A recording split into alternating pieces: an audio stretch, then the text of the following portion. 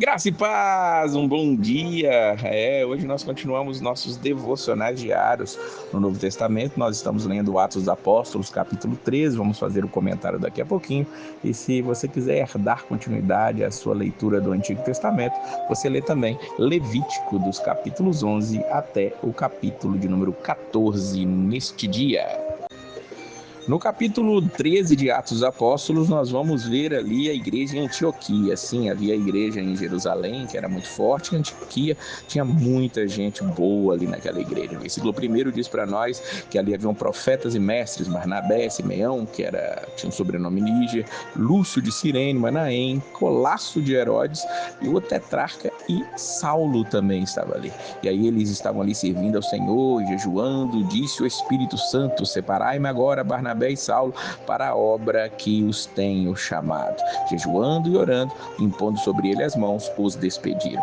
Veja que coisa maravilhosa. Nós vamos ver nesse capítulo aqui várias vezes a menção à ação do Espírito Santo, a ordem, a liderança do Espírito Santo sobre a igreja de Antioquia, sobre aquela igreja que estava ali com os olhos no mundo ao redor. Eles vão ser mandados ali, no caso agora Barnabé e Saulo, para fazerem uma obra missionária. Eles já tinham feito uma obra de levar alimentos, levar bens ali, levar sustento para os irmãos na região da Judéia que estavam passando necessidades, e agora eles vão sair para uma obra específica. O versículo 4 diz claramente que eles foram enviados pelo Espírito Santo. Então nós vamos ver agora o Espírito Santo conduzindo esses irmãos. É interessante que Lucas ele é minucioso naquilo que ele vai dizer. Nós vamos ver daqui para frente, nessas viagens missionárias, o nome das cidades, os trajetos, caminhos, o nome dos mares, e tudo isso comprovado cartograficamente, geograficamente, podemos dizer assim. Vemos que eles chegam ali a Salamina e anunciam a palavra de Deus nas sinagogas judaicas. Sinagogas eram casas nas cidades onde haviam judeus, e eles ali se reuniam para ler a Torá e estarem ali transmitindo ali as ideias da Torá, as ideias judaicas nas cidades para os prosélitos, aqueles que eram convertidos ao judaísmo, e os judeus mesmos que estavam espalhados em todo o mundo.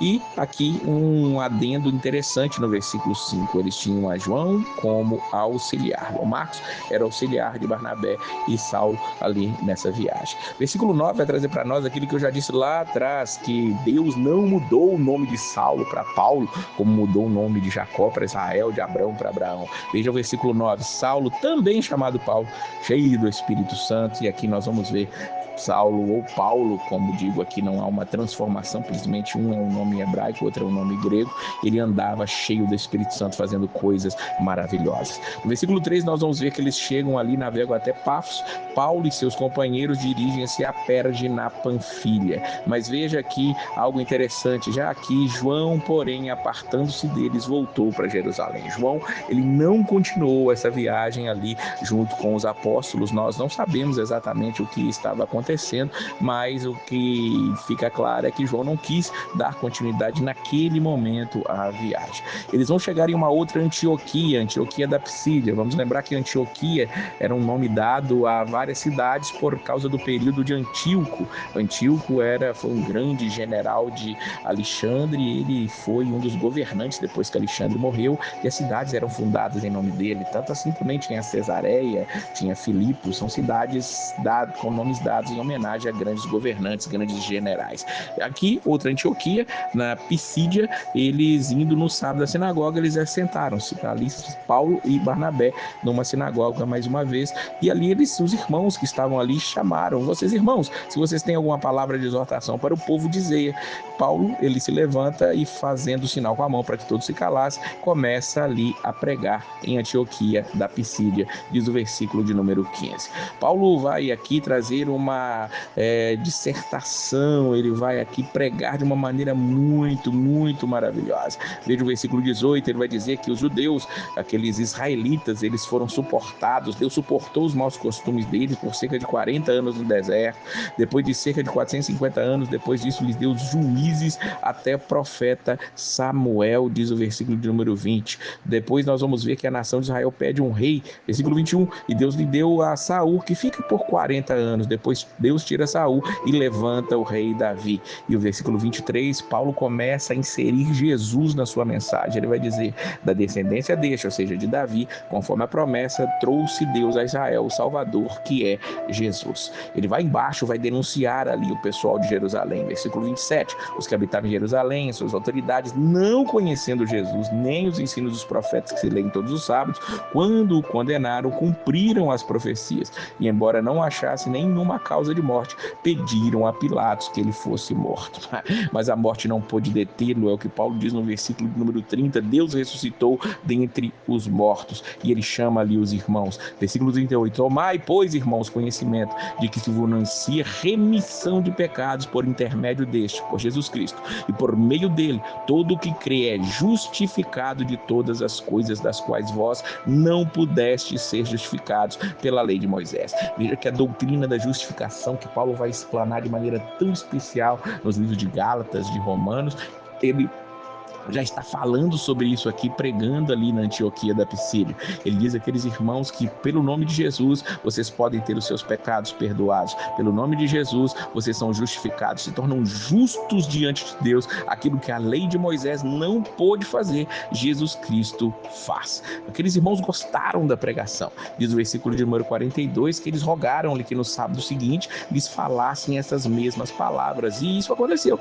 No outro sábado, ali afluiu quase toda a cidade para ouvir a palavra de Deus. Que coisa espetacular é vermos a expansão do reino de Deus, as palavras de Deus conduzindo as pessoas, a palavra de Deus trazendo vida àqueles que estavam mortos ali. Nós estamos no meio do mundo gentílico, do mundo pagão, e a palavra de Deus fazendo um efeito especial. Porém, os judeus não iam ficar quietos. Versículo 45 diz que os judeus, vendo as multidões, tomaram-se de inveja e blasfemando, contradiziam o que Paulo falava. E ali Paulo ele vai dizer para aqueles irmãos, então Paulo e Barnabé, falando ousadamente, disseram: cumpria que a vós outros, em primeiro lugar, fosse pregada a palavra de Deus. O evangelho era primeiramente para vocês judeus, mas posto que a rejeitais e a vós mesmos vos julgais indignos da vida eterna, eis aí que vos volvemos para os gentios. E os gentios ali saíram com grande alegria. Versículo 48, diz: ouvindo isso, regozijavam-se, glorificavam a palavra do Senhor, e creram todos os que haviam sido destinados para a vida eterna. Veja que aqui já temos a ideia da justificação e a ideia da predestinação na palavra de Paulo. Aqueles que tinham sido destinados para a vida eterna, eles foram salvos. Não sei se você já é um desses destinados, mas tenha certeza que se a palavra de Deus está ardendo no seu coração, é porque Deus está te chamando para um compromisso, Deus está te chamando para a vida eterna. Que você, assim como os discípulos ali, mesmo eles sendo expulsos dali depois disso, diz o versículo 52, que os discípulos, porém, transbordavam de alegria e do Espírito Santo. Lucas fala como ninguém do Espírito Santo, e é o Espírito Santo quem conduz a obra de Deus, que nós também sejamos conduzidos por ela. O Espírito Santo está te conduzindo a ouvir isso neste momento. Entregue sua vida para Cristo, porque Ele veio para te salvar. Ele é o único que pode te remir dos teus pecados, Ele é o único que pode te tornar justo diante de Deus. Entregue sua vida para Ele, para que Ele faça isso pela sua vida. Que Deus te abençoe sempre, e a paz